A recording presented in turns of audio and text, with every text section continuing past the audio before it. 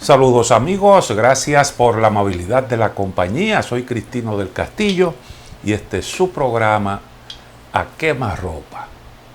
Tal y como prometimos en el programa anterior, tenemos hoy como tarea continuar la reseña del importante informe del Centro de Investigación de RAND Corporation. Más adelante le dedicaremos tiempo a esto. Mientras tanto, me gustaría decir algunas palabras en relación a dos hechos importantes que han acontecido en los últimos días. El primero de ellos es el denominado globo espía de China, que irrumpió en el aire en territorio de los Estados Unidos, en el espacio aéreo de los Estados Unidos. Y eso generó una gran alarma y ha servido de motivo para una gran discusión entre demócratas y republicanos. Los republicanos critican la forma en que se manejó el gobierno de Biden y los demócratas entonces arremeten contra los republicanos, recordando que durante el gobierno de Donald Trump ocurrió algo parecido, pero sin mayores consecuencias. Recuerden que en Estados Unidos se está viviendo un periodo preelectoral. Las elecciones son el año próximo y por tanto todos estos acontecimientos gravitan enormemente en el escenario político. Hay dos prácticas que han colocado al mundo al borde de la guerra. Dos prácticas y en varias ocasiones. La primera de ellas es el esfuerzo por acercar las armas al territorio del rival, de la parte contraria, del enemigo, como usted le quiera llamar. Podemos recordar lo que ocurrió en los años 60, principios de los años 60, cuando Estados Unidos, en un esfuerzo de ese tipo, emplazó armas nucleares en los territorios de Italia y de Turquía. Normalmente los analistas solo recuerdan el caso de Turquía, pero también se colocaron armas nucleares muy poderosas, 100 veces más poderosas que las que fueron lanzadas sobre Hiroshima y Nagasaki, y eso produjo una respuesta de la parte rusa, que fue el emplazamiento de armas similares en la isla de Cuba, lo cual, bueno, pues estuvo a punto de provocar una guerra nuclear. El otro intento es el de acercar la OTAN al territorio de Rusia. Algo similar, solo que en este caso fundamentalmente se habla de armas convencionales, de usted crear bases militares en los alrededores del territorio de Rusia, prácticamente rodeando Rusia. Estados Unidos se dedicó a eso desde la caída de la Unión Soviética. Fueron incorporando a la OTAN a todos esos países de Europa del Este que fueron parte del Pacto de Varsovia, de la órbita soviética. Los soviéticos se retiraron, la OTAN pasó a ocupar el espacio vacío y hubo también un esfuerzo por incorporar algunas repúblicas que formaron parte de la Unión Soviética. El caso de Georgia, el caso de Moldavia y más recientemente el de Ucrania.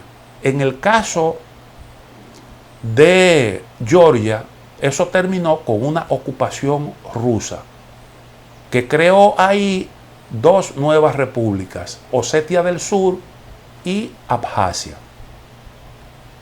En el caso de Moldavia, también eso desencadenó una ocupación militar rusa y el asunto terminó con el cercenamiento de una parte del territorio de Ucrania. Eso que se conoce como Transnistria, que es una franja del territorio larga y delgada que hace frontera con Ucrania. Ahora, el intento de incorporar a Ucrania provoca la ocupación de este país por parte de Rusia, la invasión y una guerra.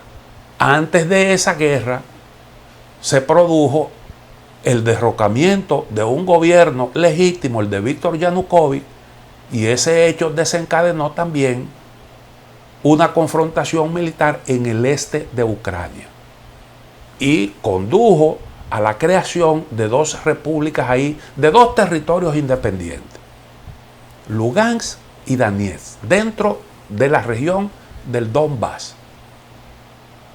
Y todo eso protagonizado por fuerzas rusófilas, por individuos armados apoyados por Rusia de ascendencia rusa. Posteriormente entonces se desencadena la guerra. Pero en esencia ese es un conflicto que lo provoca ese intento o el hecho mismo, porque ha habido mucho de eso, de acercar las tropas de la OTAN al territorio de Rusia.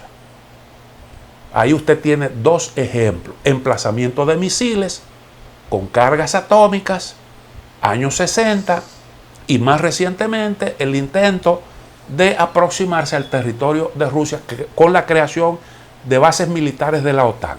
Pero hay otra práctica que también ha tenido consecuencias muy graves, que han colocado al mundo al borde de una gran confrontación, que es eso del espionaje. El espionaje desde el aire. Todo el mundo sabe que es una práctica común que las grandes potencias que compiten en el terreno geopolítico siempre hacen el esfuerzo por averiguar en qué está la parte contraria. Y tienen ahí unos aparatos de inteligencia que hacen lo posible con la ayuda de tecnología sofisticada por averiguarlo todo. Y muchas veces se hace eso desde el aire. Ustedes recordarán aquel incidente que se produjo en el año 1962, creo que fue 62, si la memoria no me falla. Un avión U-2 penetró al territorio, al espacio aéreo soviético próximo a Sajalín, en una zona, era una zona cerrada para la aviación extranjera, y un avión de Corea del Sur, de Korea Airlines, un 747, que los soviéticos denunciaron, estaba equipado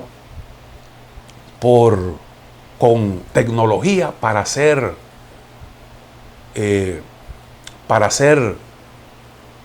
reconocimiento y poder detectar el tipo de armas que tenía en esos territorios la Unión Soviética emplazada, sus bases, sus misiles. Todo eso se puede conocer mediante el uso de tecnología apropiada para esos fines. Los soviéticos dijeron en ese momento que ese avión estaba siendo escoltado por otra aeronave que, además de eso, se utilizaba como el receptor de la información que se iba recabando. Y bueno, con 269 pasajeros a bordo, la Unión Soviética derribó esa aeronave.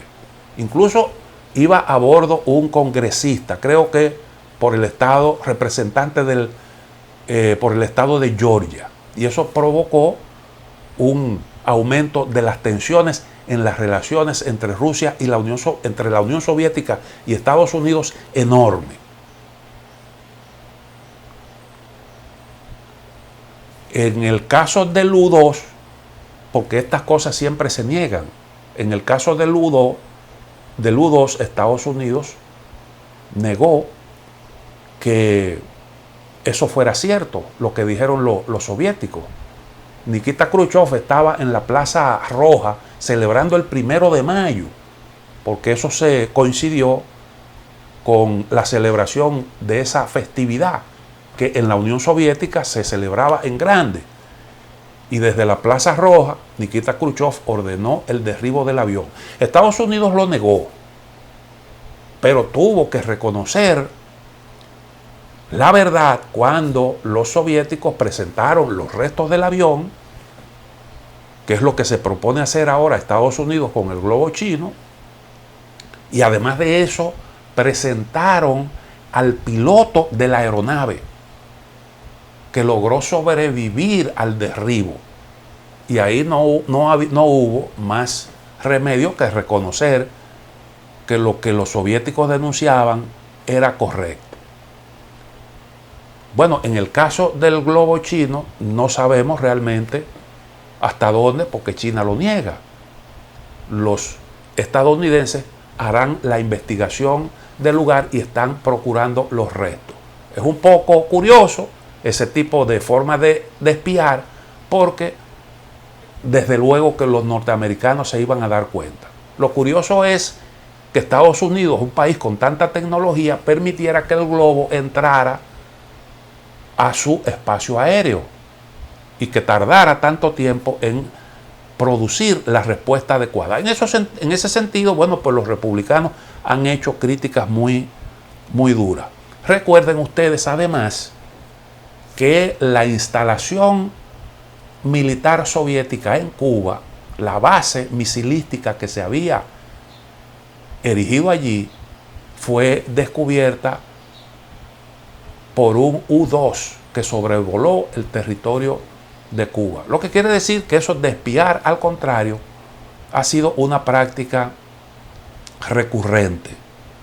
Hay un tratado internacional que es el Tratado de Cielos Abiertos, que da la posibilidad de que los países que participan de dicho acuerdo inspeccionen el territorio de la parte contraria mediante el uso de aviones preparados para esos fines y con una tecnología adecuada, con rayos infrarrojos que permiten incluso distinguir un camión de un tanque de guerra. Eso le llaman Tratado de Cielos Abiertos. No tiene nada que ver con los tratados de cielos abiertos que se firman para potenciar la aviación civil. En este caso es un tratado que permite esos vuelos de reconocimiento mediante el uso de aeronaves diseñadas para eso y que además de eso tienen que ser previamente autorizadas para que puedan hacer esos vuelos de reconocimiento. Ese acuerdo se firmó en el año 1990, entró en vigor en el 2002 y se venía cumpliendo más o menos de forma aceptable. En ese acuerdo participaron 34 estados, la mayoría Rusia, Estados Unidos y demás miembros de la Alianza Atlántica. Donald Trump anunció durante su mandato la restricción a los vuelos de Rusia sobre el territorio de Estados Unidos. ¿Por qué? Bueno, porque acusaba a Estados Unidos de violar el tratado, porque no permitió que Polonia hiciera vuelos de reconocimiento sobre el territorio de Kaliningrado. Kaliningrado es un territorio, un enclave ruso que hace frontera con Polonia. Fue un trofeo, parte de los trofeos que recibió Rusia como consecuencia de la Segunda Guerra Mundial. Pero además de eso, Rusia se negó a permitir vuelos de reconocimiento sobre el territorio de las repúblicas de Osetia del Sur y de Abjasia. Esos territorios que ya mencioné, donde se conformaron dos países independientes, desprendimiento del estado de Georgia. Georgia dejó de pertenecer, se retiró del tratado y entonces Rusia entendió que no era conveniente que se supiera la ubicación de sus tropas dentro de esos territorios porque tiene allí una presencia militar. Tampoco quiso que se detectara la ubicación de los mecanismos de defensa en Kaliningrado porque entendía que eso dejaría expuesto ese territorio. Pero ese mecanismo se contempló. Lo que quiere decir es que por la vía aérea se puede saber mucho sobre la disponibilidad de armas, la ubicación de las tropas, y por eso a veces se utiliza de forma ilegal ese procedimiento. No sé si ese es el caso del globo que dicen que tenía esos fines. China dice que era un globo inofensivo. Ya veremos si Estados Unidos puede demostrar lo contrario. Pero eso se puede hacer, se puede lograr desde el aire, mediante el uso de ese tipo de tecnología, de esos procedimientos. También se puede hacer desde el cosmos con la ayuda de satélites, pero esas son tecnologías que cuestan mucho más y es menos efectivo que usted hacerlo a una altura un poco más baja. Permítame una pequeña pausa y en breve retorno.